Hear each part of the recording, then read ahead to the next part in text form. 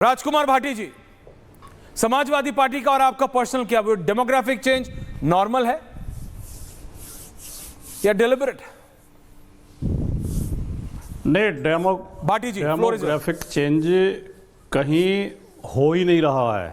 अच्छा, अगर हम भारतीय जनता पार्टी के नेताओं की अफवाहों पे ध्यान न दे के इनके उत्तेजक बयानों पे, बहकाने वाले झूठे बयानों पे और लोगों को उकसाने वाले बयानों पे ध्यान न दे के गंभीरता से अगर आंकड़ों का अध्ययन करें और सरकारी आंकड़ों का अध्ययन करें, कोई मेरे अपने आंकड़े नहीं है या मेरी पार्टी के नहीं है, तो हमें पता चलता है और दुनिया भर की रिसर्च ये बता दी है ऐश्वर्या जी, जनसंख्या वृद्धि पर जितनी भी रिसर्च दुनिया में हुई है, जितने भी विद्वानों ने पुस्तकें लिखी हैं, जो बोला है कि जनसंख्या वृद्धि के सबसे बड़े जो कारण होते हैं वो अशिक्षा, बेरोजगारी, पिछड़ापन और नासमझी होते हैं। जिस जिस समाज में शिक्षा बढ़ती है, रोजगार बढ़ता है, समझदारी आती है, वो समाज कम बच्चे पैदा करने लगते हैं। इसका जाति धर्म से कोई लेना देना है ही नहीं। हमारे देश में आदिवासी लोग बहुत बच्चे पैदा करते हैं और मुस्लिमों में थोड़ी सी शिक्षा की कमी थी तो मुस्लिम करते थे, लेकिन अब मुसलमानों की जनसंख्या वृद्धि दर कम हुई है। ये मैं नहीं कह रहा, ये सरकारी आंकड़े कह रहे हैं। मैं आपको दो आंकड़े बताना चाहता हूं कि जो हमारे हिंदुओं की 2001 में जनसंख्या वृद्धि दर थी 19.92, 2011 में हो गई 16.76, क्योंकि 11 के बाद तो जनगणना कराई नहीं है मोदी जी ने, कराई नहीं। और मुस्लिम जनसंख्या वृद्धि दर थी 29.5 और 2011 में हो गई 24.6। हिंदुओं की जनसंख्या वृद्धि दर 10 साल में घटी 3.16 और मुसलमानों की घटी 4.9। यानी मुसलमानों की जनसंख्या वृद्धि दर हिंदुओं से ज्यादा तेजी से घटी। इसका सीधा अर्थ यह है कि जो मुसलमान पढ़ लिख रहे हैं, समझदार हो रहे हैं, वो कम बच्चे पैदा कर रहे हैं। नंबर एक बात। दूसरे मैं आपको बताऊं किसकी जनसंख्या कितनी बढ़ रही है, इसके लिए सही पैमाना होता है फर्टिलिटी रेट। जो कौन महिला पूरे जन्म में कितने बच्चे पैदा करती है, यह हमारा परिवार कल्याण विभाग हर साल आंकड़े देता है। तो वर्तमान समय में जो सरकारी आंकड़े हैं, हिंदुओं का फर्टिलिटी रेट है 2.1 और मुसलमान का है 2.4। यानी 10 हिंदू महिलाएं अपने पूरे जीवन में 21 बच्चे पैदा करती हैं और 10 मुस्लिम महिलाएं 24 बच्चे पैदा करती हैं। केवल इतना फर्क है, इतना अंतर है। मैं मानता हूं कि थोड़ा उनकी वृद्धि दर थोड़ी ज्यादा है हमसे, लेकिन इतनी ज्यादा नहीं है जैसे भारतीय जनता पार्टी के लोग डराते हैं कि 2050 में हिंदुओं से ज्यादा हो जाएंगे मुसलमान, 2050 में हिंदुओं से ज्यादा हो जाएंगे। यह संभव ही नहीं है। मैं आपको बताऊं, एक संस्थान ने रिसर्च की, उसके आंकड़े और बता दूं मैं आपको। बताओ। जो वर्तमान वृद्धि दर है, अगर उसी तरह जारी रही, हिंदुओं की भी और मुसलमानों की भी, तो 2050 में भारत की आबादी होगी 175 करोड़। अच्छा। इनमें हिंदू होंगे 129 करोड़ और मुसलमान होंगे 31 करोड़। लगभग 100 करोड़ हिंदू फालतू होंगे मुसलमान से। कौन से आंकड़े से ये कहते हैं कि मुसलमान ज्यादा हो जाएंगे? ये केवल इसलिए कहते हैं कि इनके पास विकास का कोई एजेंडा नहीं है, कोई विजन नहीं है, कोई अच्छी बातें बताने के लिए है नहीं। ये 20 करोड़ मुसलमानों से 100 करोड़ हिंदुओं को डरा के इस देश की राजनीति करना चाहते हैं। 100 करोड़ हिंदुओं को डर दिखाते हैं, ये 20 करोड़ मुसलमान तुम्हें खा जाएंगे, तुम्हारी भैंस ले जाएंगे, तुम्हारे मंगलसूत्र छीन लेंगे, तुम्हारे कमरे छीन लेंगे मकान के। ये बिल्कुल झूठी बात है।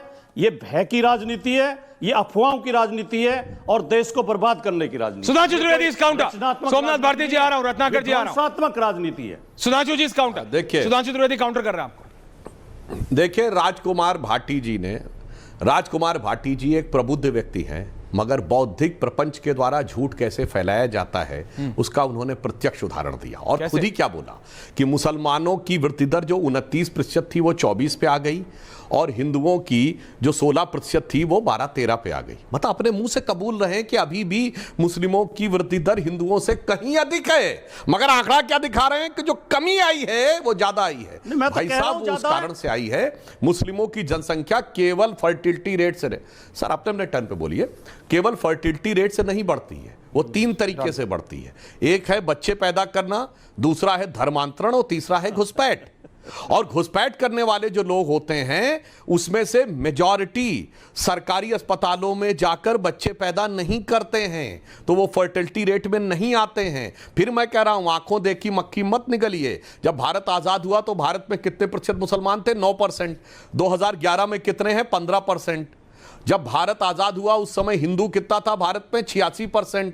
और 2011 में क्या है? 79%। फिर भी समझ ही में नहीं आता। नहीं, सब कुछ ठीक है। हम और आप उत्तर प्रदेश के हैं। 1947 में उत्तर प्रदेश में 14% मुसलमान था, आज कितना है? 20%। नहीं, उसके आगे बढ़ा थोड़ी है। यह बताइए, जिसमें मैंने असम के धुबरी का नाम लिया, भाई साहब 90% मुसलमान है। कितना था 1947 में? कितना था 1971 में? मतलब मुझे लगता है, इसीलिए मैं कह रहा हूं, आंखों देखा बिच्छू निगलने का प्रयास, क्योंकि फिलहाल हमें सत्ता मिलेगी, आगे आने वाली पीढ़ियां कटेंगी तो कटने दो। अरे हमारे वो लोग स्वतंत्रता संग्राम लड़ते थे, छत्रपति शिवाजी महाराज और गुरु गोविंद सिंह जी से लेके भगत सिंह चंद्रशेखर आजाद तक, कि हम कटने को तैयार हैं कि आने वाली पीढ़ियां राज करेंगी। ये कह रहे हैं हमें राज करने दो, आने वाली पीढ़ियां कटेंगी। और जिस ढंग के लोग ये जो अंतरराष्ट्रीय एजेंसियां सर्वे करती हैं, मैं एक लाइन बोल दूं, एक लेटेस्ट सर्वे आया वर्ल्ड हैप्पीनेस इंडेक्स का। वर्ल्ड हैप्पीनेस इंडेक्स में सुनिए, भारत 118वें नंबर पे है। ईरान जो है वो 99 पे है, भारत से बेहतर है। नेपाल 92 पे है, भारत से बहुत बेहतर है। वो तो दिख रहा है। और सुनिए, वेनेजुला 82 पे है। अद्भुत है ना ये सर्वे? इसीलिए जो आप लोग ये जो एजेंसीज निकालती है ना, अंतरराष्ट्रीय एजेंसीज, भारत की छवि कर, इसलिए इन सब चीजों पे ध्यान मत दिया करिए। जो आंखों दिख रहा है उसको देखने का प्रयास करना चाहिए। ये 3 तरीके से जनसंख्या बढ़ती है। जो आंखों से दिख रहा है वो तो धर्मांतरण, घुसपैठ। आप सबके सामने टीवी होगा, हल्का सा देखिए, आपको भी दिख रहा है। भाटी जी मैं आ रहा हूं, आप कहना चाह रहे हैं कुछ, मैं आ रहा हूं। सिंगल लाइन काउंटर है तो जजी जी सोमनाथ भारती जी के पास जा रहा हूं। पे रत्नाकर जी और अंसार माइनॉरिटी हो गए पिछले 75 सालों में। नहीं, मैं केवल इतना, क्या भाटी जी? मुझे केवल इतना कहना है, मुझे केवल इतना कहना है कि मैंने ये खुद स्वीकार किया कि थोड़ी उनकी वृद्धि दर ज्यादा है, लेकिन थोड़ी नहीं है भाटी जी, डराते हैं। लेकिन अब सुधांशु जी ने दूसरा पैतरा, कृपया अब सुधांशु जी ने दूसरा पैतरा खेल दिया। कौन सा? कि घुसपैठ से बढ़ती है और धर्मांतरण से बढ़ती है। तो इसका मतलब तो मोदी सरकार बिल्कुल फेल है, जो ना घुसपैठ रोक पा रही है, ना धर्मांतरण रोक पा रही है। योगी और मोदी तक फालतू नारे दे रहे हैं, फिर कर तो वो कुछ कर नहीं पा रहे। हम भी विरोध में, धर्मांतरण और घुसपैठ के हम भी विरोध में, लेकिन सरकार क्या कर रही है जो रोक नहीं पा रही? सरकार क्या कर रही है? लेकिन मैं आपको बता रहा हूं, आप खुद okay Bhati ji, point made, but लेकिन मैं ये कह रहा हूं जो आपने फिगर दी है 1951 में 1951 में जो हिंदू पॉपुलेशन थी, ये सरकारी आंकड़े 30.3 करोड़, सोमनाथ भारती जी। मुस्लिम पॉपुलेशन थी 3.54 करोड़। जो 2011 में जो भाटी जी अभी आप कोट कर रहे थे, उसमें हिंदू पॉपुलेशन निकाली गई 96.6 करोड़ और मुस्लिम पॉपुलेशन हुई 17.2 करोड़। तो उसमें गणित है, आप सब गणित के ज्ञाता हैं। हिंदू इंक्रीज कितने हुए? 218%। मुसलमान कितने हुए? 385%। ये थोड़ा नहीं है। 218 और 385 थोड़ा नहीं होता भाटी जी।